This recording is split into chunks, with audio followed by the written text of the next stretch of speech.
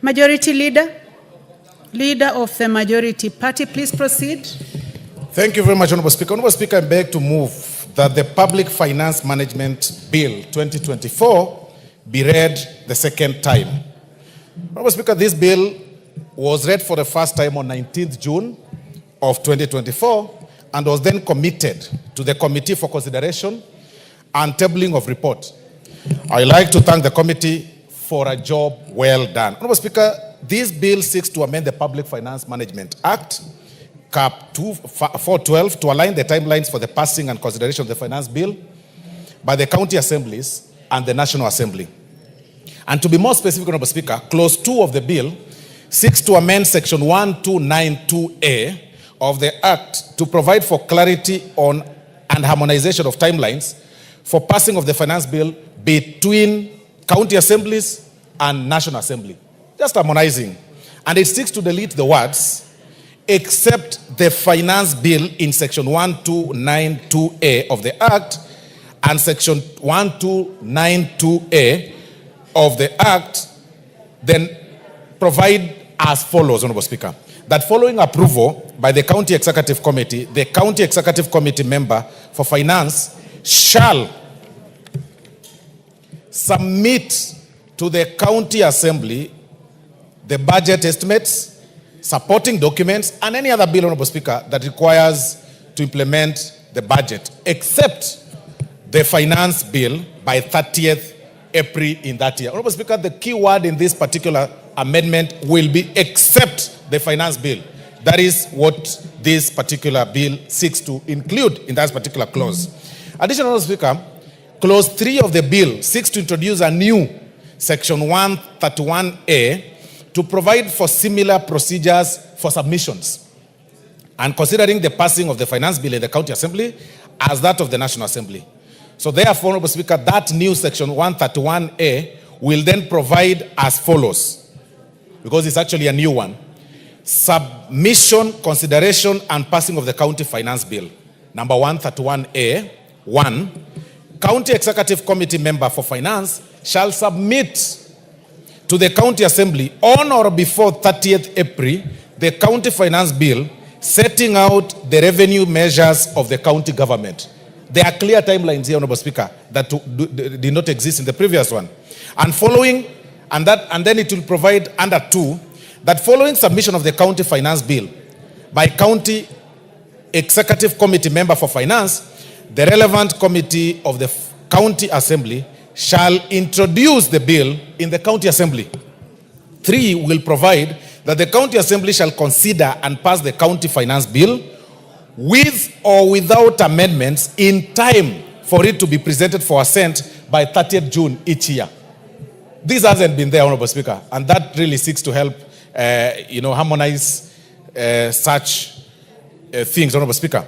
And 4 will provide for any recommendations made by the relevant committee of the County Assembly or resolution passed by the County Assembly on revenue matters shall ensure that the total amount of revenue raised is consistent with the approved fiscal framework. The word here is consistent with the approved fiscal framework.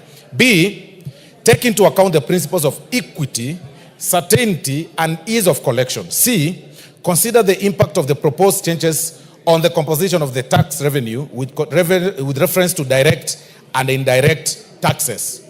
And then D, consider domestic, regional, and international tax trends. E, consider the impact on development and investment, employment, and economic growth. And F, Honorable Speaker, it will take into account the taxation and other tariff arrangements and obligations that Kenya has ratified, including the taxation and the tariff arrangements under the East African Community Treaty. And 5, Honorable Speaker, the recommendation of the County Executive Committee member for Finance shall be included in report and tabled in the County Assembly. Because there has been disparities, Honorable Speaker.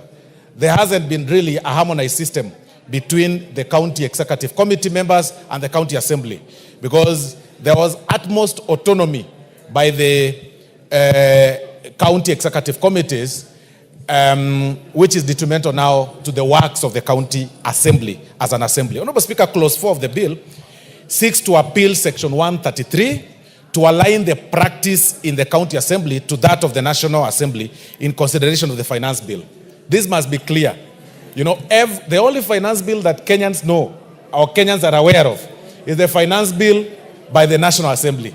Kenyans are unaware that every county assembly also has their own finance bill.